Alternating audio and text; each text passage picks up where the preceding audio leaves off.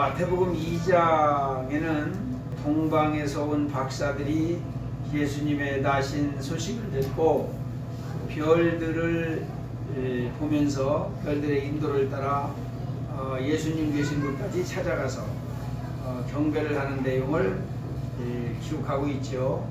2장 10절을 한번 보겠습니다. 그들이 별을 보고 매우 크게 기뻐하더라. 11절 집에 들어가 아기와 그의 어머니 마리아가 함께 있는 것을 보고 엎드려 아기께 경배하고 보배합을 열어 황금과 유향과 몰약을 예물로 드리니라. 지금 읽은 마태복음 1장과 2장에는 성탄절의 의미, 또 성탄절을 맞는 여러 종류의 사람들의 모습, 그리고 예물로 드리는 신앙 고백, 또 우리에게 성탄절은 어떤 의미가 있는가 할 때 우리의 두 가지 실천사항, 이런 것들을 우리에게 말씀하고 계시다는 것을 알 수가 있습니다. 먼저 우리는 성탄절이 나에게는 어떤 의미가 있고 어떤 뜻이 있는가 하는 것을 오늘 마태복음 1장 21절과 23절에서 찾아볼 수가 있어요. 21절은 아들을 낳으리니 이름을 예수라 하라. 이는 그가 자기 백성을 그들의 죄에서 구원할 자이시니라. 기독교 진리의 모든 내용을 담고 있는 성경 구절이에요. 예수님이 이 세상에 오신 것은 죄인을 구원하러 오셨다는 거예요. 구원자 예수. 죄인에게 구원을 주시러 오셨다. 인류의 문제의 치명적인 죄의 문제를 해결하고 하나님의 나라와 영원한 영생을 우리에게 주시도록 주님께서 이 땅 위에 인간으로 이 세상에 오셨다고 말씀하고 있는 것이죠. 23절에는 보라 처녀가 잉태하여 아들을 낳을 것이요 그 이름을 임마누엘이라 하리라. 번역하면 하나님이 우리와 함께 계시다. 성탄절의 중요한 의미는 뭐냐면 하나님이 우리와 함께 계시려고 이 세상에 오셨다는 거예요. 하나님이 우리와 함께 계신다.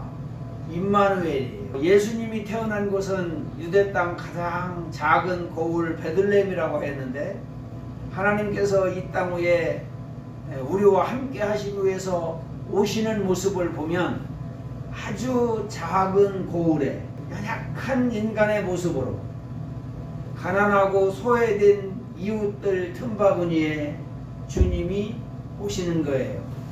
많은 사람들이 성탄절을 예수님 생일을 축하하는 것이라고 하는 정도로 생각을 하고 있어요. 틀린 것은 아니에요.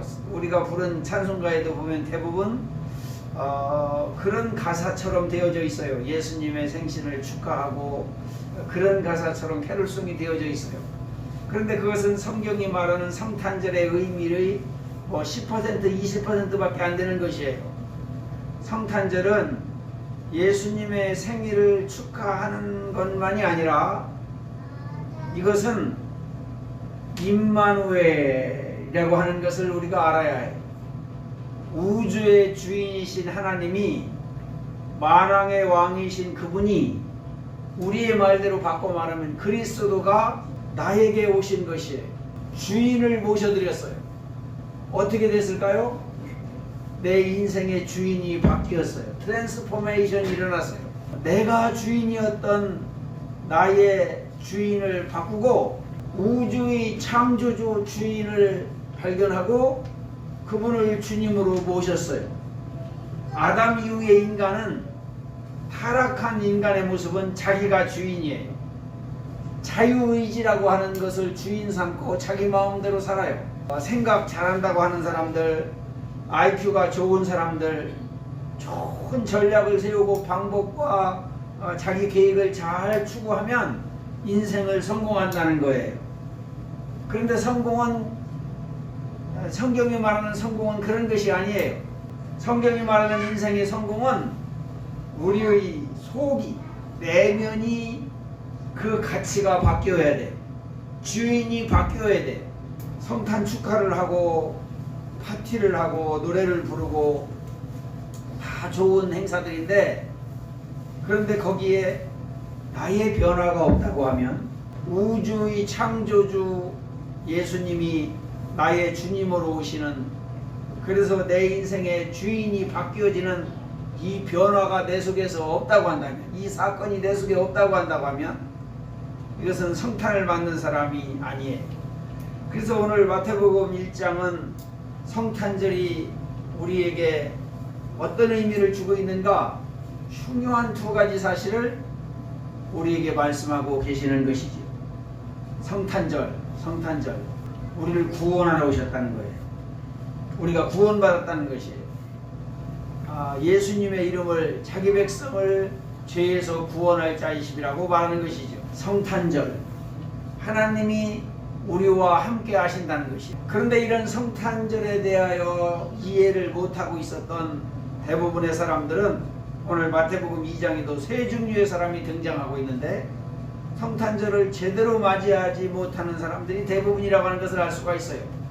헤롯 임금의 경우는 어떤가요? 헤롯 임금, 예수님의 탄생의 시기를 오늘 성경이 마태복음 2장에 보면 1절에 이렇게 시작되잖아요. 헤롯 왕 때에. 이 헤롯이라고 하는 임금이 사람들의 환심을 사기 위해서 자기 신앙에는, 자기는 그 신앙의 내용도 이해할 수 없는 예루살렘에 성전을 지었던 사람이에요. 이유는 단 한 가지예요. 하나님께 예배드리기 위해서 한 것이 아니라 사람들에게 인기를 얻고 정치를 하는데 환심을 사기 위해서 그래요. 뿐만이 아니라 그는 조세제도를, 그 세금을 감면해 주기도 하고 또 가난한 백성들을 위한다고 하는 그런 정책을 사용하기도 해요. 그래서 대단히 많은 환심을 사고 인기를 얻는데 관심을 기울였던 사람인 것은 틀림없어요. 더구나 2장 7절 8절에 보면 박사들이 예수님 경배하러 간다고 할 때 그들에게 부탁하는 내용이 뭐냐면, 예수님 나신 것을 보거든 나에게 일러달라고, 나도 가서 그 예수님에게 경배하려고 한다고. 물론 예수님을 경배하려고 하는 의도는 전혀 아니지요. 겉으로는 예수님 탄생을 경배한다고 말을 했는지 모르지만 그의 속세면 그 예수님을 어떻게 하려고 하는 것인가요? 죽이려고 하는 거죠. 죽이려고 하는 것이에요. 사람들의 환심은 사고 성전까지 짓고 또 박사들이나 크리스천들 앞에서는 내가 예수님을 경배하겠다고 말은 하고 있지만, 그런데 그 마음속에는 그 예수님을 경멸하고 예수님을 죽이려고 하고 있는 것이에요. 성공을 지키려고 하고 있지만, 자기 성공을 위해서 예수님까지도 죽이려고 하는 음모를 꾸미려고 하고 있지만, 인생의 참된 성공이 되시는, 참된 성공의 주인이신 예수님은 그가 전혀 모르고 있는 것이에요. 이게 죄인의 모습이라고 할 수 있어요. 그 옆에서 헤롯의 말에 예수님 나신 곳이 어디라고 가르쳐줬던 서기관들, 제사장들, 이런 사람들은 어땠나요? 미가서 5장 2절에 보면 예수님이 유대 땅 베들레헴 작은 고을에 태어나실 것을 예언하고 있어요. 서기관들, 제사장들은요, 예수님이 어디에 태어나시겠다고 예언한 이 예언을 정확하게 성경을 알고 있어요. 너무너무 구약의 성경을 잘 알고 있는 사람들이었어요. 그런데 그 사람들이 예수님의 탄생에 대하여, 성경의 예언에 대하여 이렇게 잘 알고 있는 사람들이 그 예수님의 성탄이 내 인생에 아무런 상관이 없어요. 성탄은 알고 있지만 이 예수님의 탄생이 자기와 상관이 없는 것이에요. 그냥 종교적인 것이에요. 성경에 이 성탄절에 엄청난 내 인생과 어떻게 상관이 있는가에 관하여 그들은 발견하지 못했어요. 종교적인 사람들이에요. 신앙인들 중에 이런 사람들을 뭐라고 말할 수가 있을까요? 형식적인 신앙인들이에요. 하나님의 살아계심, 하나님이 내 인생을 통해서 일하시는 일에 대하여 아무런 기대가 없어요. 오늘 하루를 우리가 아침에 일어났어요. 오늘 하루 동안 하나님이 나의 삶을 어떻게 인도하실까? 아무런 기대가 없어요. 하나님이 나에게 무엇하고 말씀하실까? 하나님이 기뻐하시는 것이 무엇일까?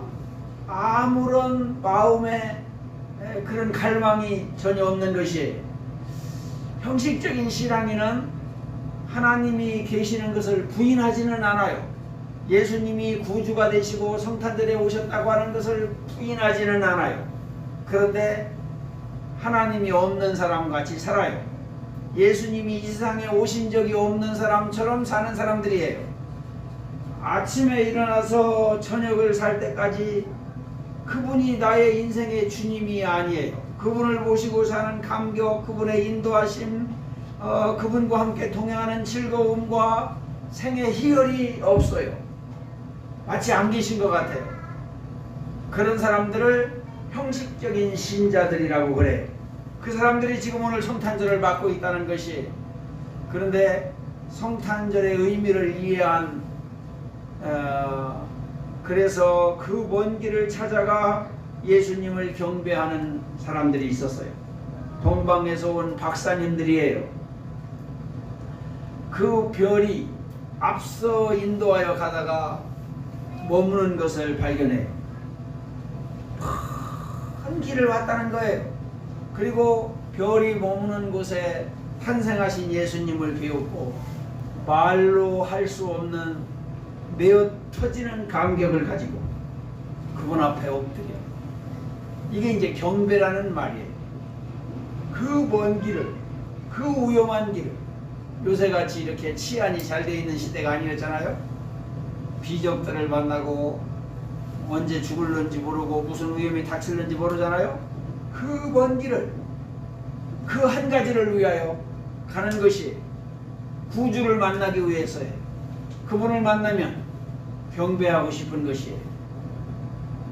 그러니까 그렇게 오래 걸리는 먼 길을 요즘처럼 좋은 교통시설을 가지고 오는 것이 아니라 뭐 걸어서 왔다든가 아니면 무슨 낙타를 타고 왔다든가 이렇게 느려 터진 한심한 교통수단이 없는 것을 이용해서 세워라 세워라 하면서 걸어왔을 텐데, 경배하는 삶이, 경배하는 자체가 그들의 삶이었다고 하는 것이에요. 정말 당대 최대의 지성인들이었을 것으로 보여지는 것이에요. 천문학을 알았어요. 우주의 이치를 아는 사람들이에요.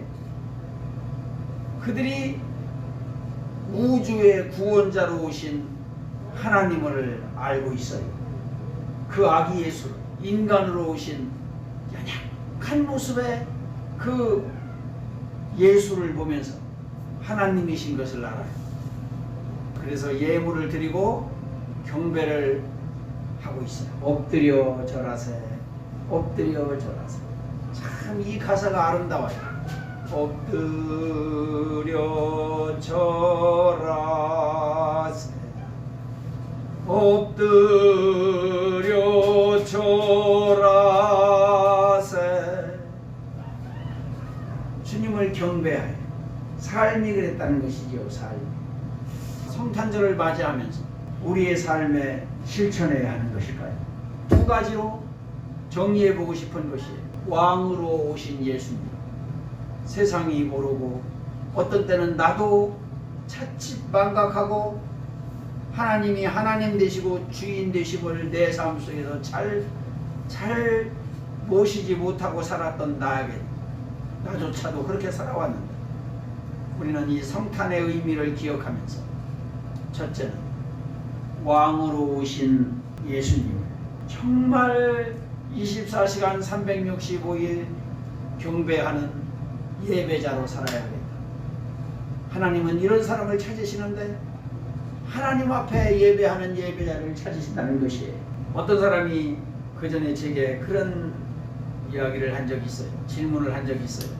성탄절의 의미는 모든 그리스도인들이 기억합니다. 예수님이 오셨습니다. 그분이 자기 몸을 내어주셨습니다. 인간으로 오셨습니다. 한없이 낮아지셨습니다. 내어주셨습니다. 희생하셨습니다. 사랑으로 사셨습니다. 성탄절의 의미는 사랑을 가지고 섬기고, 사랑을 가지고 낮은 자리로 찾아가는 것입니다. 왕으로 오신 예수님을 경배하는 예배자로 아침부터 저녁까지 1월달부터 12월달까지 우리의 생애 송두리째 예배자가 되기를 소원합니다.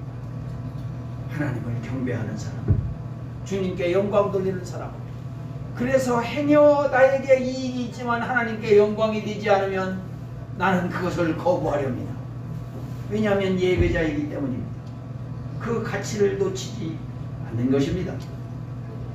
그리고 그 예수님이 이 세상에 오셨을 때 가지고 오신 하나님 나라의 그 사랑, 그래서 베풀고 나눠주시기 위해서 낮아지시고 작아지신 그 주님의 마음을 우리 마음속에 모시고 우리에게 주신 하나님께서 섬김의 삶의 기회를 많은 소외된 이웃들과 사랑을 베풀어야 할 이웃들을 향하여 나아가는 그리스도인의 삶의 지표를 세우게 되기를 소원합니다.